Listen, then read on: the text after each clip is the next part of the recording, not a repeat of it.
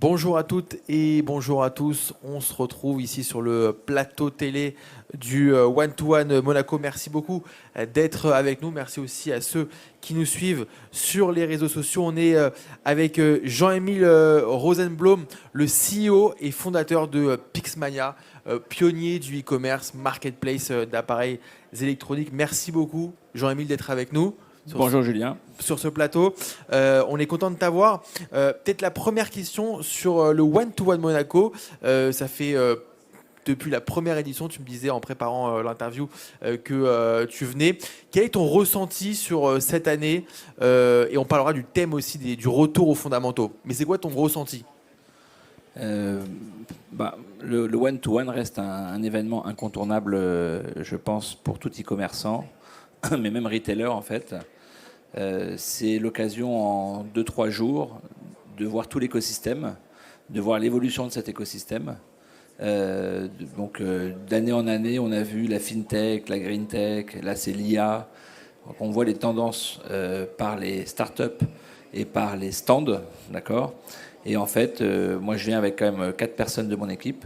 Donc il y a la partie finance, bon, tout ce qui est financeur, donc le buy now, pay later ou le crédit et la consommation. Et j'ai toute la partie acquisition, toute la partie marketing et mon directeur e-commerce. Et avec ça, en 2-3 jours, on a fait le tour pour l'année, on a de la to-do et on voit si on a raté quelque chose. Voilà. Et la qualité des intervenants ou la qualité, on va dire, du panel, c'est très C-level, CEO, fondateur. Et ça, c'est le cas depuis la première édition. Et franchement, c'est fort d'avoir réussi à le maintenir. Et c'est reparti aussi vite après le Covid. Donc pour moi, ça reste un événement incontournable et j'essaie d'y être chaque année. Et alors, tu étais hier à la plénière, hein, on était ensemble avec les patronnes de Jonac et de Maison 123. Le thème, c'était retour aux fondamentaux, vision, simplicité, retour aux fondamentaux. Pourquoi, enfin, ce thème-là, est-ce que pour toi, il est significatif? Est-ce qu'il est pertinent? Est-ce qu'on revient aux fondamentaux? Le commerce revient à ses fondamentaux? Non, pour moi, on est en pleine disruption en ce moment, donc il n'y a pas retour aux fondamentaux. Les fondamentaux, s'il n'y en a pas, on n'existe pas. Donc, en fait, j'y crois pas trop à ça. Après, aujourd'hui, on vit une époque exceptionnelle, comme il y a 25 ans, d'accord. Pourquoi, ouais? L'arrivée de l'IA bouscule tout, bouscule nos façons de consommer. Donc, ça bouscule côté client, ça bouscule côté société. Donc aujourd'hui, on est obligé à la fois de se réinventer et dire est-ce que chaque personne qui est dans la société a sa place et a sa bonne place, et est-ce que son travail peut être remplacé de façon plus efficace que lui par l'IA, et donc qu'est-ce que cette personne doit faire, d'accord. Donc c'est vraiment organisationnel, civilisationnel carrément. Et donc voilà, on est obligé de se pencher dessus. Celui qui ne se penche pas sur l'IA aujourd'hui, c'est quand même assez inquiétant. Ça ne veut pas dire qu'on doit tout bousculer tout de suite, du jour au lendemain, mais en tout cas, nous, on infuse ça dans notre société. Chaque patron de pôle désigne une personne qui est en charge de l'IA pour la logistique, pour le marketing, enfin à tous les niveaux. Et donc, il doit nous faire évoluer pour son métier avec l'IA. C'est une obligation. Et toi, tu as déjà mis en place de l'IA chez Pixmania. Est-ce que tu peux nous en parler un petit peu? Je sais qu'il y a un chat que vous avez créé. Est-ce que tu peux un peu développer les grands outils d'IA que vous avez mis en place? Alors, on n'a pas développé en interne, parce que c'est quand même assez technologiquement avancé. Donc, on fait un partenariat, enfin, on travaille avec une société qui s'appelle Libertify. Par contre, toute la Gen AI, elle doit être accompagnée par comment on l'apprend, on lui apprend notre métier d'une certaine manière. Donc ça, on travaille dessus. On a un chat conversationnel assez puissant, d'accord. Donc ça veut dire que ça a remplacé des agents physiques, on va dire humains, et ça répond bien mieux à toutes les questions techniques ou non d'ailleurs. Sur les appareils électroniques de la plateforme? Exactement, sur les appareils, ça ira jusque une question dans le manuel d'utilisation. Je sais pas moi, j'ai acheté une machine à laver. Bon, on ne vend pas de machine à laver pour le moment, mais je prends cet exemple. Quel type de savon, où est-ce qu'on met le savon, qu'est-ce qu'on doit... Enfin, la réponse, elle est instantanée, elle est précise, elle est même physique. C'est-à-dire qu'on va voir le manuel d'utilisation qui va défiler et nous montrer dans le manuel d'utilisation ce qu'on a à chercher. On n'est plus en train de dire « Ah, c'est page 28 ou c'est page 12 ». Donc c'est... à la fois, ça paraît maintenant presque évident parce que tous ceux qui utilisent l'IA, ils disent bon, ça va, c'est rien de spécial. Mais le contextualiser, le mettre en chat et avoir des réponses pertinentes tout le temps, ou en tout cas à 99%, c'est quand même beaucoup de travail. Mais par contre, l'efficacité, elle est redoutable. Et c'est là où on voit aussi que la technologie, pour en revenir au thème justement de cette table ronde d'ouverture, c'est que la technologie, elle peut simplifier l'expérience client. Et ça, vous l'avez mis en place très rapidement. En fait, on arrive, l'IA, je pense, va simplifier beaucoup de choses. On utilise très peu de la quintessence de nos produits électroniques. En revanche, quand on va se poser la question, on va poser la question à l'IA, est-ce qu'on peut faire ci, est-ce que tu peux faire ça pour moi? Et là, en fait, ça va se faire. Donc oui, ça simplifie, mais pour ça, il faut bien réfléchir. Il faut s'arrêter, se poser et dire, OK, qu'est-ce qu'on va en faire de cette IA et en quoi ça va nous aider? Et là, après, c'est très puissant. Et vos collaborateurs chez Pixmania, vous êtes combien chez Pixmania Alors, on est 190. 190. Ils ont cette fibre, j'imagine, technologique forte. C'est facile de les embarquer. Ah, ils l'ont plus que moi. Moi, je suis finalement pas tellement technophile. Peut-être parce que je suis trop dedans. Mais en revanche, oui, ils sont assez geeks. Ils aiment ça. Et donc, dès qu'on leur dit il faut que tu passes du temps sur l'IA, en fait, c'est un plaisir. C'est presque un devoir maintenant. Et en fait, en fait, ils sont in en faisant ça. Il y a pas mal de conversations autour de ça, même socialement. Donc, c'est quand même sympa. Et est-ce que, alors, je sais que tu te définis comme une green tech et une fintech. Donc, il y a la partie green. Est-ce que tu vois que, peut-être pas chez toi, mais peut-être chez tes confrères ou dans le secteur plus globalement, que la RSE est moins présente dans les stratégies et plutôt remplacée par l'IA? Est-ce qu'elle est mise au second plan quelque part? On va dire le green bashing est moins présent. D'accord. Il y a eu 10 ans il fallait être green à tout prix. D'accord. Et là, c'est plus du fondamental. Nous, on est une green tech parce qu'en fait, notre business model est green et RSE. C'est-à-dire notre business model chez Pixmania, c'est tu vas acheter un smartphone, un iPhone 16 ou un smartphone d'occasion. Ça peut marcher sur un autre smartphone. Je vais te racheter ton ancien iPhone. Je vais te racheter à terme celui que je te vends, et ça va passer par mon laboratoire de reconditionnement, puis ça va être remis sur le marché. Notre but, c'est de faire durer les produits le plus longtemps possible. Si un smartphone peut durer 7 ans, ben, il faut qu'il dure 7 ans. Mais si c'est auprès de 3 clients, c'est pas grave. Parce que c'est pas le même client qui peut payer 1 500 € de celui qui peut payer 750 et celui qui peut payer 350. Donc ça, c'est le côté profondément RSE green de notre business. C'est comment tous les produits circulaires vont avoir cette circularité maximum. Et comment d'ailleurs, après, le côté fintech, c'est qu'on va faire plus de 50% de nos ventes en financement long. Et donc, en fait, tu vas payer une mensualité.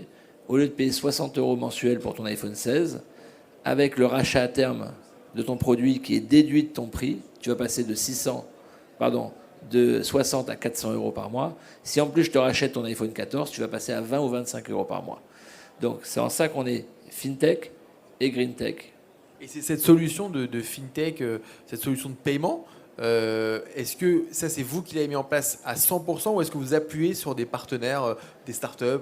Alors, on a mis en place tout le module, d'accord. Et après, on fait appel à des partenaires.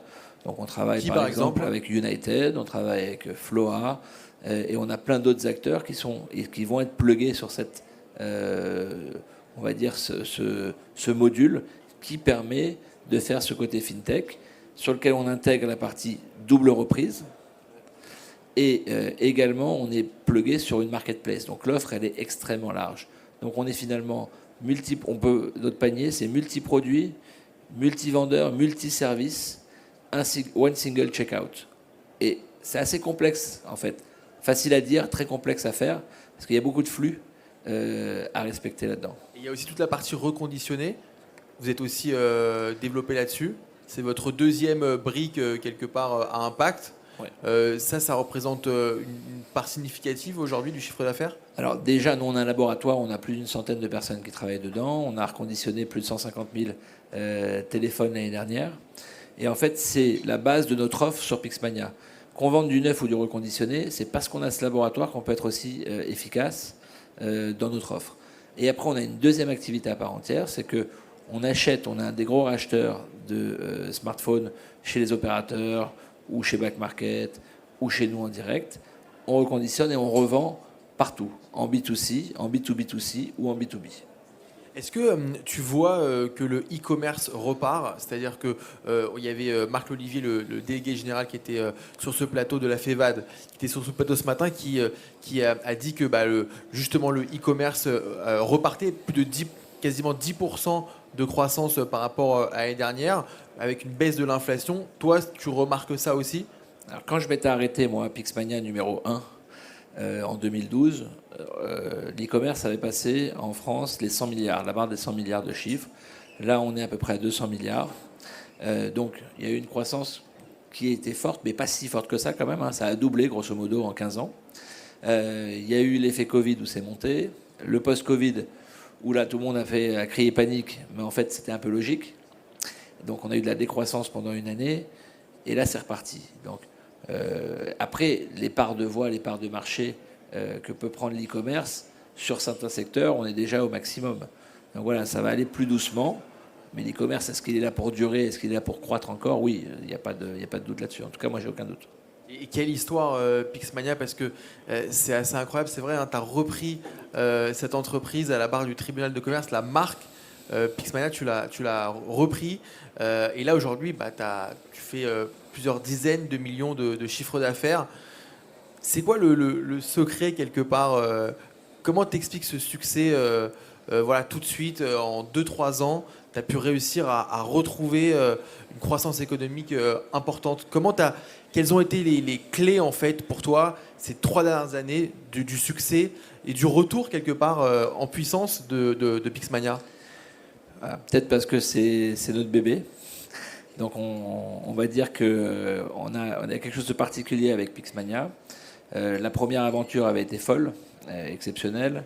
On était passé de 0 à 1 milliard en quelques années. Tu l'avais vendu 350 millions, je crois. Exactement, 366 millions au groupe Dixons. On était presque 1500 collaborateurs dans 26 pays. Donc ça a été une aventure qui était extraordinaire. Après, malheureusement, une fois qu'on est parti, c'est parti en déliquescence. Et de façon très, très, très... c'était vraiment par hasard, on a pu, en plein Covid, racheter la marque qui était en faillite. Et de là, on a rebâti. Mais j'avais aucune certitude, mais absolument zéro certitude. Donc on a d'abord fait une étude de marque. L'étude de marque a donné 40% de taux de notoriété. Alors, on s'est dit quand même, c'est pas mal. Et donc on s'est dit, ça vaut le coup de rebâtir là-dessus. À l'époque, c'était FinTech, GreenTech, Marketplace spécialisé qui marchait. On a essayé de plaire à tout le monde, pour être très honnête, ce qui nous a permis de lever de l'argent. Et en fait... Levé 12 millions d'euros à peu près, 11,3 la première fois. Et quand on a commencé, on voulait faire une marketplace spécialisée sur le monde du mobile, avec une dose de FinTech et de GreenTech. Mais je ne savais pas du tout ce qu'allait être la proportion de la partie FinTech, d'accord? Et ça s'est avéré dès le lancement. En fait, je ne savais pas le premier jour si on allait vendre ne serait-ce qu'un iPhone. Parce que c'est très dur de savoir, de disrupter ce marché. Parce que il y a des gros acteurs. Il y a des gros acteurs. Il y a Fnac, il n'y a pas de marge. Donc, on ne peut pas se battre sur les prix. Il fallait se battre sur une offre. Et en fait, je ne savais pas si l'offre, elle était vraiment pertinente ou pas, jusqu'à ce qu'on la lance. Et en fait, ça a marché tout de suite. Et ça a marché tout de suite, en très grande majorité, sur la partie crédit. Et parce qu'on avait une offre, et on a toujours une offre qui est extrêmement innovante, de pouvoir intégrer la simple reprise, la double reprise, déduction du prix. En fait, c'est pas simple à faire, et ça apporte quelque chose sur le marché pour le consommateur. Donc ça a marché tout de suite. Et de là, on a bâti ce qu'on est en train de bâtir, effectivement, en à peine 2 ans et demi, On a fait l'année dernière plus de 50 millions de volume d'affaires sur Pix. Au total, sur le groupe, on a presque fait 100 millions. Donc c'est quand même effectivement rapide. Alors, on a une équipe. Je suis très fier de mon équipe qui a fait un travail de folie. Et voilà, on s'arrêtera pas là. On a beaucoup de choses dans les tuyaux. Et alors, je me permets de le dire parce que hier, voilà, au dîner, je discutais avec des gens et ils me disaient, nous, on fait partie des salariés de Pixmania, mais de l'ancien Pixmania. Et c'est vrai qu'il y a une espèce de mafia Pixmania avec des gens qui sont un peu, qui travaillent aujourd'hui dans des grandes entreprises du e-commerce, mais qui ont commencé chez Pixmania, qui ont appris leur métier chez Pixmania. Ça a été vraiment une école pour eux. Et il y a cet esprit un peu famille aussi. Ça c'est notre fierté, clairement. On a eu plus de 5000 personnes qui sont passées entre nos mains entre 2000 et 2012. Hier soir, avant le dîner, on a fait un dîner des Pixmaniacs, des anciens Pixmaniacs avec quelques Pixmaniacs d'aujourd'hui. On a pris un verre, donc ça c'était sympa. Et quand on a fait le relancement de Pixmania, on a fait une soirée à Station F, on était 800 personnes, il y a eu 400 anciens Pixmaniacs qui sont venus. Et c'était comme si on s'était retrouvés de la veille, quoi. Et c'est vrai que ça fait un peu famille, et on est très fiers d'avoir des anciens Pixmania qui sont maintenant à des rôles de direction générale ou direction e-commerce de grands groupes. Ouais. Dernière question peut-être, Jean-Émile, une question peut-être un poil avec un esprit peut-être un peu négatif, mais sur ce qui se passe aux États-Unis, avec Trump évidemment, avec le retour du protectionnisme. Est-ce que toi, en tant que retailer français, est-ce que ça t'inquiète ou pas ?